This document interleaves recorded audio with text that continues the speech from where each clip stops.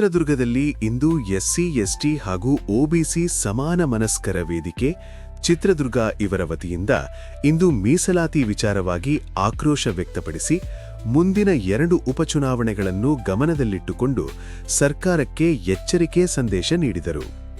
ನಗರದಲ್ಲಿನ ಪ್ರಮುಖ ಸ್ಥಳಗಳಲ್ಲಿ ಬ್ಯಾನರ್ಗಳನ್ನು ಕಟ್ಟುವ ಮೂಲಕ ತಮ್ಮ ಸಿಟ್ಟನ್ನು ಹೊರಹಾಕಿದ ಸಂಘಟನೆಯ ಮುಖಂಡರು ಮೀಸಲಾತಿ ನೀಡುವಲ್ಲಿ ವಿಳಂಬವಾಗುತ್ತಿರುವುದನ್ನು ತೀವ್ರವಾಗಿ ಖಂಡಿಸಿದರು. ಸಂಘಟನೆಯ ಪದಾಧಿಕಾರಿಗಳು ಮಾತನಾಡಿ, ಹಲವು ವರ್ಷಗಳಿಂದ ಎಸ್ಸಿ, ಎಸ್ಟಿ ಮತ್ತು ಒಬಿಸಿ ಸಮುದಾಯಗಳು ನ್ಯಾಯಸಮ್ಮತ ಮೀಸಲಾತಿಗಾಗಿ ಹೋರಾಟ ನಡೆಸುತ್ತಿದ್ದು, ಸರ್ಕಾರವು ಈ ಬೇಡಿಕೆಯನ್ನು ತಕ್ಷಣ ಜಾರಿಗೆ ತರಬೇಕು ಎಂದು ಒತ್ತಾಯಿಸಿದರು. ಮೀಸಲಾತಿ ವಿಚಾರದಲ್ಲಿ ಸ್ಪಷ್ಟ ನಿರ್ಧಾರ ಕೈಗೊಳ್ಳದಿದ್ದರೆ ಮುಂದಿನ ದಿನಗಳಲ್ಲಿ ಹೋರಾಟವನ್ನು ಇನ್ನಷ್ಟು ತೀವ್ರಗೊಳಿಸಲಾಗುವುದು ಎಂದು ಎಚ್ಚರಿಸಿದರು. ಇದೇ ವೇಳೆ ಪ್ರತಿಭಟನಾಕಾರರು ಮೀಸಲಾತಿ ಕೊಡಿ, ವೋಟ್ ಕೇಳಿ, ಬೇಕೇ ಬೇಕು, ನ್ಯಾಯ ಬೇಕು ಎಂಬ ಘೋಷಣೆಗಳನ್ನು ಕೂಗಿ ತಮ್ಮ ಆಕ್ರೋಶವನ್ನು ವ್ಯಕ್ತಪಡಿಸಿದರು. ಮೀಸಲಾತಿ ಭಿಕ್ಷೆಯಲ್ಲ, ಇದು ಸಂವಿಧಾನಬದ್ಧ ಹಕ್ಕು ಎಂದು ಹೇಳಿ ಸರ್ಕಾರದ ವಿರುದ್ಧ ತೀವ್ರ ಅಸಮಾಧಾನ ವ್ಯಕ್ತಪಡಿಸಿದರು. ಮುಂದಿನ 2 ಉಪಚುನಾವಣೆಗಳಲ್ಲಿ ಸಮುದಾಯದ ಗೌರವ ಮತ್ತು ಹಕ್ಕುಗಳನ್ನು ಗಮನದಲ್ಲಿಟ್ಟುಕೊಂಡು ರಾಜಕೀಯ ಪಕ್ಷಗಳು ಸ್ಪಷ್ಟ ಭರವಸೆ ನೀಡಬೇಕು ಎಂದು ಅವರು ಆಗ್ರಹಿಸಿದರು. ತಮ್ಮ ಹಕ್ಕುಗಳನ್ನು ಪಡೆಯುವವರೆಗೂ ಹೋರಾಟ ನಿಲ್ಲುವುದಿಲ್ಲ ಎಂದು ಸಂಘಟನೆಯ ಮುಖಂಡರು ಸ್ಪಷ್ಟಪಡಿಸಿದರು. ಈ ಸಂದರ್ಭದಲ್ಲಿ ಶ್ರೀ ವಾಲ್ಮೀಕಿ ನಾಯಕರ ಮಹಾವೇದಿಕೆ ಸಂಘದ ರಾಜ್ಯಾಧ್ಯಕ್ಷರಾದ ಲಕ್ಷ್ಮೀಸಾಗರ ರಾಜಣ್ಣ, ಜಿಲ್ಲಾಧ್ಯಕ್ಷರು ಮಾಜಿ ಹಾಗೂ ಹಾಲಿ ಶಿವಪುರಿ ಕ್ಷೇಮಾಭಿವೃದ್ಧಿ ಸಂಘದ ರಾಜ್ಯಾಧ್ಯಕ್ಷ ಆರ್ ಮೂರ್ತಿ, ವಾಲ್ಮೀಕಿ ಮುಖಂಡ ನಾಗೇಶ್, ರೈತ ಮುಖಂಡ ಲಕ್ಷ್ಮೀಕಾಂತ್, ದಲಿತ ಮುಖಂಡ ರುದ್ರಮುನಿ, ರೈತ ಸಂಘದ ಮುಖಂಡ ಸೂರಪ್ಪ ಭರಮಸಾಗರ ಸೇರಿದಂತೆ ಇತರ ಮುಖಂಡರು ಹಾಗೂ ಕಾರ್ಯಕರ್ತರು ಭಾಗವಹಿಸಿದ್ದರು. ರಾಜ್ಯದಲ್ಲಿ 2022ನೇ ಇಸ್ವಿಯಲ್ಲಿ ಏನು ಬಿಜೆಪಿ ಸರ್ಕಾರ ಇದ್ದಂಥ ಸಂದರ್ಭದಲ್ಲಿ ಎಸ್ಟಿಗೆ 3ರಿಂದ 7%, ಎಸ್ಸಿಗೆ 15ರಿಂದ 17% ಹಾಗೂ ಒಬಿಸಿಗಳಿಗೆ 32% ಮೀಸಲಾತಿಯನ್ನು ಜಾರಿ ಮಾಡಿತ್ತು. ಆದರೆ ಅದನ್ನು ಈ ದೇಶದ 9ನೇ ಶೆಡ್ಯೂಲ್ಗೆ ಸೇರಿಸುವಂಥ ನಿಟ್ಟಿನಲ್ಲಿ ವಿಫಲರಾಗಿ ಇವತ್ತು ಇಡೀ ರಾಜ್ಯದ ಸುಮಾರು 4 ಕೋಟಿ ಜನಸಂಖ್ಯೆಗೆ ನಮಗೆ ಇವತ್ತು ಮೀಸಲಾತಿಯಿಂದ ಅನ್ಯಾಯ ಆಗಿದೆ. ಆ ಮೀಸಲಾತಿಯನ್ನು ಜಾರಿ ಮಾಡೋವರೆಗೂ ಈ ಹೋರಾಟ ನಿಲ್ಲೋದಿಲ್ಲ. ಇವತ್ತು ರಾಜ್ಯದ ಉದ್ದಗಲಕ್ಕೂ ಕೂಡ ಅನೇಕ ಚಳುವಳಿಗಳು, ಹೋರಾಟಗಳು ನಡೀತಾ ಇದ್ದಾವೆ.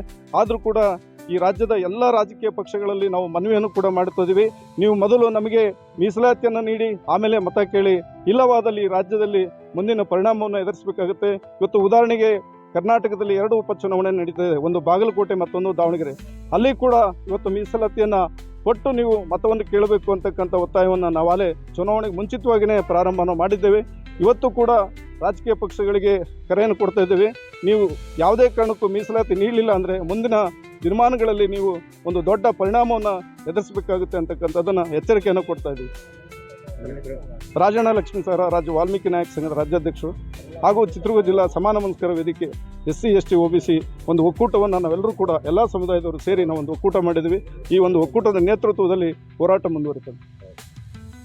ಎಸ್ಸಿ, ಎಸ್ಟಿ, ಒಬಿಸಿ ಮೀಸಲಾತಿಯಲ್ಲಿ ಸುಮಾರು ದಿವಸಗಳಿಂದ ರಾಜ್ಯಾದ್ಯಂತ ಹೋರಾಟ ಮಾಡಿದ್ರು ಕೂಡ ಸರ್ಕಾರ ಇದುವರೆಗೂ ಗಮನ ಹರಿಸ್ತಿಲ್ಲ. ನಾವು ಮೀಸಲಾತಿ ಕೇಳ್ತಿರೋದು ನಿಮಗೆ ಭಿಕ್ಷೆ ಅಲ್ಲ, ನೀವು ಕೊಡಬೇಕಾಗಿರೋದು, ಸರ್ಕಾರ ಕೊಡಬೇಕಾದಂಥ ಒಂದು ಮೀಸಲಾತಿ. ಇದನ್ನ ಈ ಕೂಡಲೇ ಮೀಸಲಾತಿಯನ್ನು ಕೊಡಬೇಕು. ಈಗ ನೆಕ್ಸ್ಟ್ ಏನಾದರೂ ನೀವು ಓಟ್ ಕೇಳಬೇಕಂತಂದೇಳಿ ಮನೆಗೆ ಬಂದರೆ ಮೀಸಲಾತಿ ಕೊಟ್ಟರೆ ಮಾತ್ರ ನಿಮ್ಮನ್ನು ಓಟ್ ಕೇಳಕ್ಕೆ ಬಿಟ್ಕೊಂತೀವಿ ಅಂತಂದೇಳಿ ಈ ಸಂದರ್ಭದಲ್ಲಿ ಹೇಳ್ತಿದ್ದೀನಿ. ಲಕ್ಷ್ಮೀಕಾಂತ್ ಲಿಂಗವರಟ್ಟಿ, ರೈತ ಸಂಘದ ಜಿಲ್ಲಾಧ್ಯಕ್ಷ, ಒಬಿಸಿ.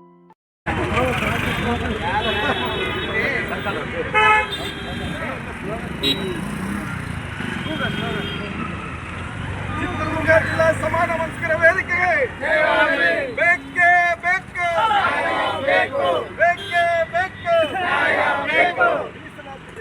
ಬೇಕೇ ಬೇಕು, ಬೇಕೇ ಬೇಕು. ಎಸ್ಸಿ, ಎಸ್ಟಿ, ಒಬಿಸಿ ಸಮಾನ ಮನಸ್ಕರ ವೇದಿಕೆಗೆ, ಚಿತ್ರದುರ್ಗ ಜಿಲ್ಲಾ ಸಮಾನ ಮನಸ್ಕರ ವೇದಿಕೆಗೆ ಬೇಕೇ ಬೇಕು. ಮೀಸಲಾತಿ ನೀಡಿ ಮತ ಕೇಳಿ, ಮೀಸಲಾತಿ ನೀಡಿ ಮತ ಕೇಳಿ, ಮೀಸಲಾತಿ ನೀಡಿ ಮತ ಕೇಳಿ, ಮೀಸಲಾತಿ ನೀಡಿ ಮತ ಕೇಳಿ. ಬೇಕು, ಬೇಕು, ಬೇಕೇ ಬೇಕು, ಬೇಕು, ಹೋರಾಟ ಹೋರಾಟ. ಹೋರಾಟ ಹೋರಾಟ ಮೀಸಲಾತಿಯ ಹೋರಾಟ. ವರದಿ ಪ್ರೇಮ್.